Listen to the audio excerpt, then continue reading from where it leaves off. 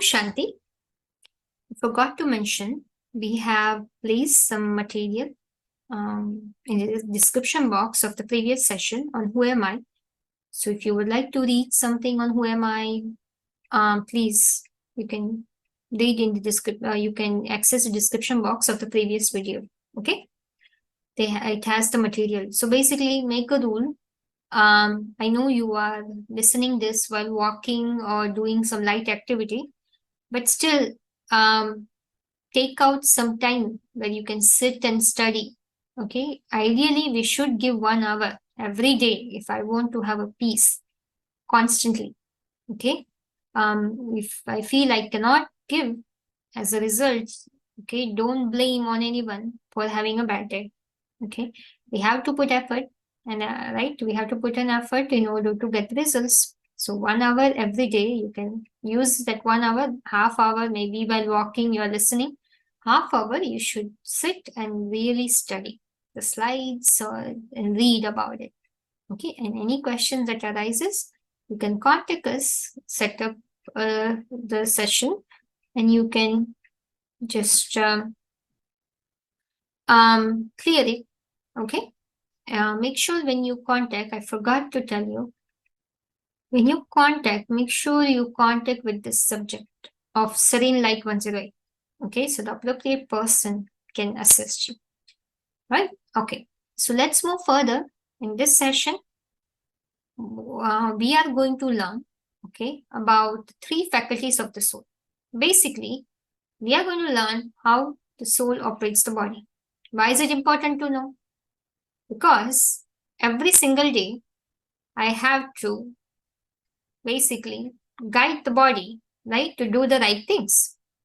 If I don't even know how I am, okay, driving this body to perform actions, right, how I'm going to change, right, all the mistakes that I'm making through the body, not possible, right? So, and how can I have the awareness of the soul if I don't know everything about the soul, right? Common sense. If you go to the doctor also, right, doctor will ask you about all the symptoms. Why? To find out the root cause that's going on in the body. Okay, he has the education about the body. That's why he can able to identify the root cause.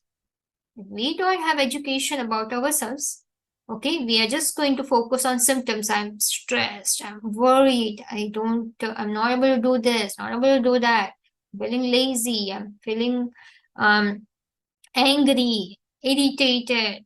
Okay, all those things. We are just complaining, or we are just saying that why things are not happening right. Okay, I'm doing this or that. We are just wasting so much of energy of the mind and intellect, okay, in the direction of why, instead of focusing on, okay, educating and how to change it. Okay, so this session will educate you. Again, this is so complex. So we are just going to introduce, if you are really interested to know in depth, we can help you only if you are dedicated, because if we dive in deeper through recordings, some souls will be very confused. They will just leave this study right then. Okay, we don't want that. So everybody has different capacity. So we are just going to provide the basics.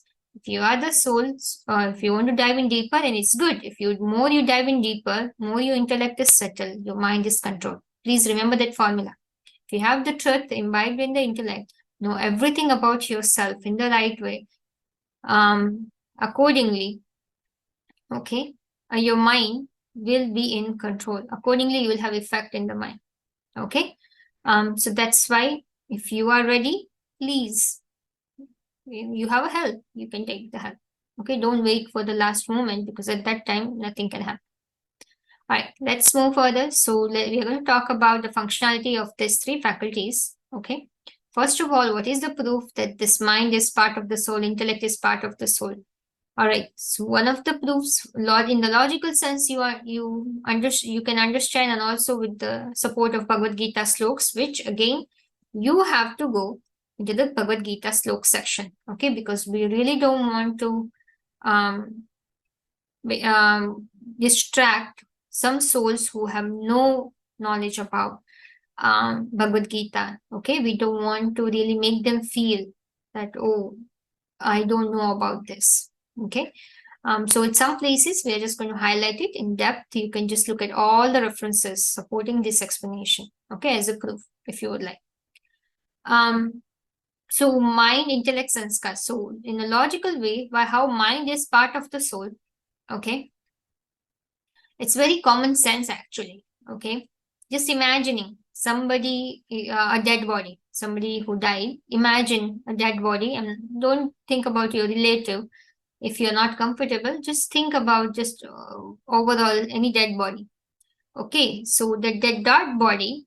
Okay, so what does first of all, let's understand what mind does. Okay, as it says in here, mind creates thoughts. Okay, so mind, what does mind do? Creates thoughts. Okay, not the imagination is not the faculty of the mind. Okay, that is basically a typo here. So what are the functions of the mind? Okay, so let's define the functions first. Okay, is to think and feel, right?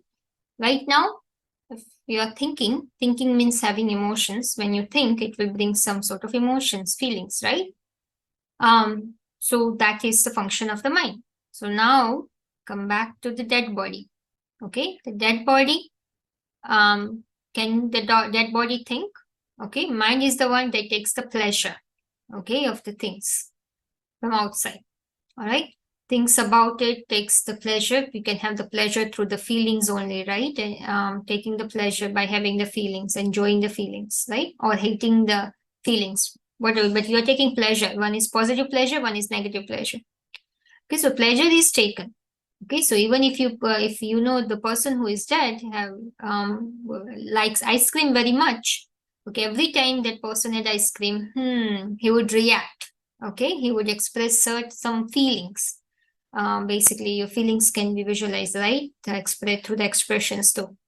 Well, when that person is dead, you keep the ice cream next to it. There is no reaction. Okay, so basically, there is no expression of the feelings. There is no movement. Okay, no talking happening. Okay, no thought process is going on. Right, so that means the mind, okay, is not there. Right, when somebody dies, we say the soul left the body, dead body. Okay, passed, so soul passed. Okay, so that means that power to think, power to feel has gone. Right, so that is the only explanation that we have. Right, think about it logically, makes sense. Okay, power to think, power to feel is gone along with the soul. Right, so that means mind is part of the soul. And there is also a verse in Vedas that which said mind itself is called the soul. Mandevatma. Okay. And other references from Bhagavad Gita also will be supported. Okay. Will be supported with this understanding. Okay. In that it will be provided in that section in the main page. Okay, but this is some basic logic you can apply to accept mind as a part of the soul, not as a part of the body, brain. Brain can be seen, visualized, right? Mind cannot be seen, soul cannot be seen. So the characteristics of the mind doesn't match with the characteristics of the brain, okay, which is part of the body. Mind is not a matter, mind is just an energy. Okay, soul is also an energy. Right, so that's why it's important. So mind is part of the soul, uses the brain, okay, as you can say a transmitter. Okay, so that's why without brain, soul cannot transmit the impulse, okay, to convert into a thought, right? That can really be readable, okay, and can be processed, okay, to make it into an action. Okay, convert into an action. Right? Make sense? Again, if you still are not sure, you are not sure, please reach out. We will explain you more. This information is not provided anywhere in the world. Okay, it's unique. but it's ultimate truth as well. Okay, because it brings the results that we are looking for. All right, intellect. What is the job of the intellect? First, let's find out that. Okay, intellect makes decision. All right, so whatever goes in the mind goes to the intellect. Okay, intellect is the one which filters, okay, your thoughts, right? So intellect is the one which makes decision. Okay, intellect makes decision, okay, by analyzing it, okay, going through pros and cons, okay, using all the knowledge, information, okay, that you might have read. It pulls all that information, okay, and based on that makes a decision, right? So intellect makes a decision. And how is the intellect part of the soul? Because mind is part of the soul, and mind cannot make a decision. And every action we do, we have to make a decision, right? And all the thoughts of the mind, okay, have to be gone to the intellect because it has to process, right? Make the decision out of choosing those thoughts. Pick one thought, right? So it has to be part of the soul only. Okay. So that's why intellect is part of the soul. Another reason is the person who is dead cannot make a decision because can't think. Then how can those thoughts go into the intellect and sort out, right? And choose one and can to make a decision. Make sense? Okay. And then we say God is intellect. He's the intellectuals of the intellect. It says also in Bhagavad Gita, if we are the children of him, he is a supreme soul. We are souls. Okay. Then being his children, we also should have the intellect as a part of the soul. Common sense, right? So that's why intellect is part of the soul. Okay. The third faculty, which is called sanskars. Okay. What are sanskars? Again, in the slides, you can read them. Okay. Read about them more. I'm not going to kind of spend so much time anyways. You might be just listening to this while walking, right? Or doing some light activity. So listening is more important. Sanskars. Okay. So what are sanskars? Now, sanskar is basically the impression, okay, of the decision you have made. So whatever decision you have made, it is imprinted, okay, imprinted within yourself as a place, as a faculty called sanskars. Okay, and also whatever the action that you have performed, the impression of those actions, okay, the effect of those actions, good or bad, that becomes an experience for you, which is stored in that faculty. I hope it's making sense. It's very practical. Okay, think about it. Very obvious, right? Anytime you make a decision, right?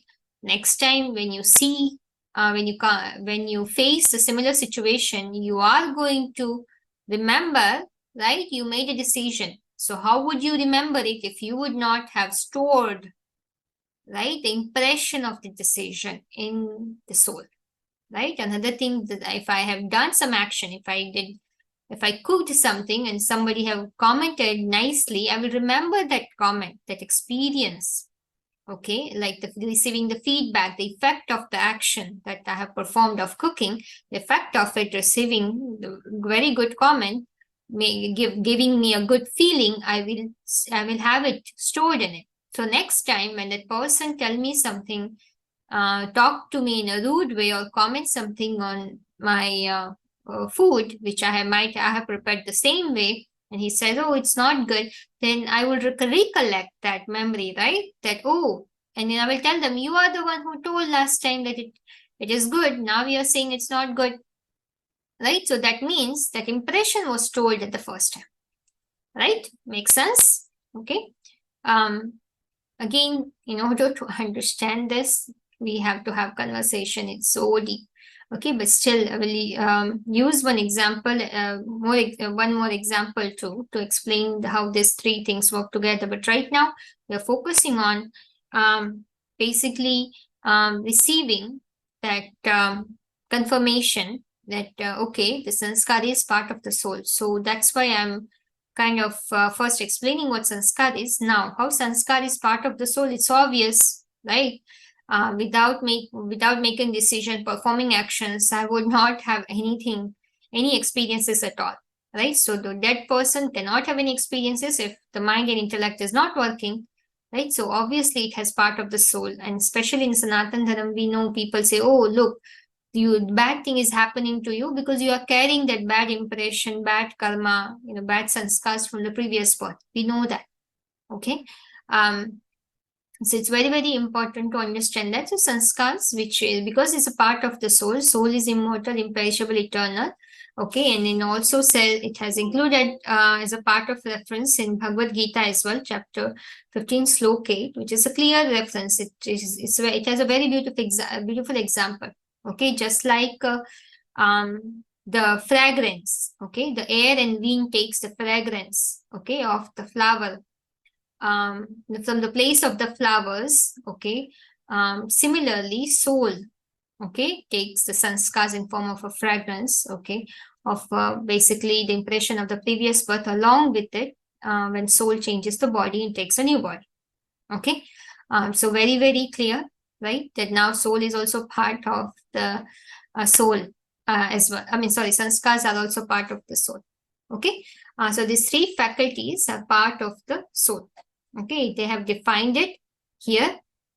This is an example that we can use. Okay, it says there is Kathopanishad.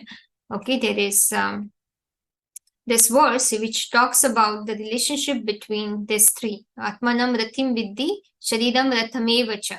Okay, so it is saying that this body is a chariot, living soul is the rider, okay, and intellect is the part of the soul, which is a charioteer, okay, through which the soul is controlling the body, and then the mind, okay, basically how the soul is controlling the body through these three faculties, which is talking about it. Sanskars is automatically, it is known. In here, we are just talking about the mind and intellect, which serves as means to create sanskars.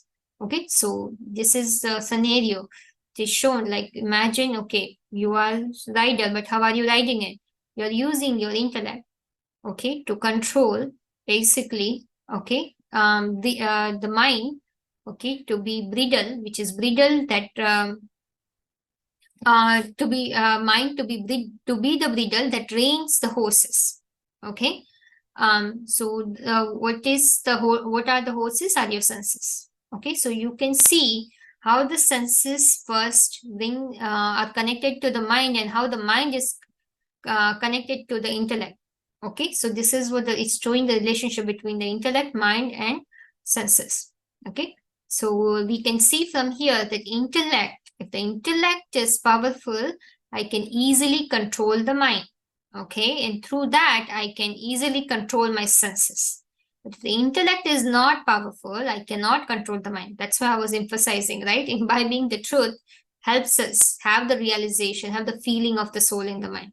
Okay, and basically drive the senses, doing the right things at the right time. Okay, where we don't make the mistakes and don't incur any sins on us. Okay, having long impression on us, creating karmic accounts.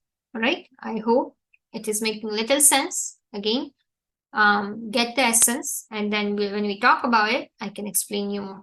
Okay, so these are different pictures shown, which is basically showing that's it's basically explaining, okay, in the pictorial form, that what are the essential functions of the intellect. Okay, is to filter, is to be used as a third eye of the soul. Okay, used to exercise all the powers, create a perspective, imagine, okay, used as a wisdom, okay, and basically how it operates through power to discriminate, how it operates using the powers of the soul.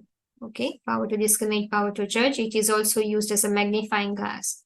Okay, basically think about it. If the paper is put under the sun, it cannot be burnt. But if you use magnifying glass, okay, where it which serves as intellect, easily, okay, that all that scattered days it has become concentrated, right, at one place, and it has ability to burn, right, the paper, right? So very, very important to know. Intellect plays a very important role. It is known as the stomach of the soul, gatekeeper, feet, big boon from God, okay, hand, it's a king, third eye, okay. So if the stomach is upset, the whole body will feel weak, okay. The gatekeeper is not powerful, then we have thieves entering in the house, right? The negativity can enter. It serves as a feet, right? It is reaching. I will not be able to accomplish my goal if the intellect is not intact. Okay, it's a big boon from God. God only gives us that as the intellect, and that's why He is here to give the knowledge, okay, to really make our intellect spiritual, okay, through which we can experience soul consciousness, okay. But again, I have to have the complete study, okay, for the completely to have the completely spiritual intellect, okay, and it serves as a hand as well. All right. I hope it makes sense. Okay. With the hand, we can catch something, right? So with the intellect, we can catch. Okay. More we catch something, we can able to have that much control on ourselves. Okay. So I hope it is clear, right? It is also known Buddhi Hazar Niyamat, 1,000 times gift of the intellect. Okay. Which we have received. And where there is wisdom, there is prosperity. Where there is stupidity, misfortune prevails. Right? So there is a lot of importance of having spiritual intellect, which we lost since long time. Not to make you feel make anyone feel bad, but that is the truth, because we lost the control over the mind. Okay, more our intellect is spiritual, we have that ability to have that constant peace and happiness. All right. Okay, so all these slides, you can go through it. Sanskaars becomes our experience becomes basically a habit. Okay, if you take a pleasure of something, you liked it, and if you do it over and over, it becomes your habit, right? It serves as a memory as well. It becomes your belief system. Anytime you make a decision, this is a right thing to do, it becomes your belief now. Oh, that's why the study might be very difficult for you, okay, to really understand, perhaps, or you can say like accept it, okay, because the belief system that we have carried, okay. So you will see the next video in which you can able to understand it little better, okay, the relationship of the three faculties of mind, intellect, and sanskars. Okay, in that you will see how the three faculties, okay, when it works together, not works together, but how the mind and intellect are used to create an impression, and when that impression is reinforced through the mind and intellect again and again, it becomes a habit. So, and it reinforces your belief system again and again and again. So deeper the impression, okay, it really takes over the control over the intellect. Okay, basically it overpowers the intellect, and then it just drives the mind. Okay, so that's what's happening right now. Even the truth is shown to us because we have been so much attached to our belief system. We are not able to see the truth because belief is driving the mind, okay, and driving the intellect as well. Okay, so what to accept, what not to accept. So please look at this, think about this logic, okay. So just using the intellect, okay, knowing this fact can able to help us overcome it. So there is an article in the description box. It explains the function of this three. You can able to go through it. Okay, it's called the kingdom of the soul. Okay, so through examples, if you want to learn more, like right now we are whatever we see, okay, through the senses, there are 10 senses. You can use it as in, like, let's look at an example. Okay, so we can see the senses as a subjects. Okay, so what the first thing, whatever we have the elevated senses. Okay, we have 10 senses here. If it helps you understand a little better. Okay, in 10 senses, the first thing that we have the Gyanendriyas and Karmendriyas. Okay, so knowledgeable senses, which is called Gyanendriya, 5 of them. We know that, right? Whatever we see, it triggers something in the mind. When touch is felt, it triggers something in the mind, right? When something is smelled, it triggers something in the mind. When something is tasted, it triggers something in the mind, right? When we hear something, it triggers something. So anything that triggers, all the senses that triggers, create some trigger in the mind. We know that all the information is being retrieved by the mind. Okay, mind has become active of feeling it, and then it goes to the second faculty, intellect. Okay, intellect is the king. Visualize intellect as the king. Okay, the king will go through the analysis and give the order to the mind. Okay, and the mind is going to perform actions, and basically the mind is like a minister. Okay, so the subject goes to the minister, minister goes to the king gives the order, minister conveys that order to the subjects. Okay, and then all that has been tracked, which we call as a sanskars, right? I hope it makes sense. In whatever we do, the point here is, if the intellect is weak, okay, or if you have wrong belief system here, okay, then your mind can never be controlled. Very, very important. So that's why imbibing the truth to overpower the sanskars, okay, is important to control the mind, because sanskars are overpowering. Okay, our belief system, so considering something wrong to be right, that belief system also doesn't do much good. Okay, through the power of knowledge, true knowledge, by activating the sato intellect only, can help us experience the sato good. Okay, considering the right thing to be right. So it is possible. Okay, it is possible if there is patience and we give some time.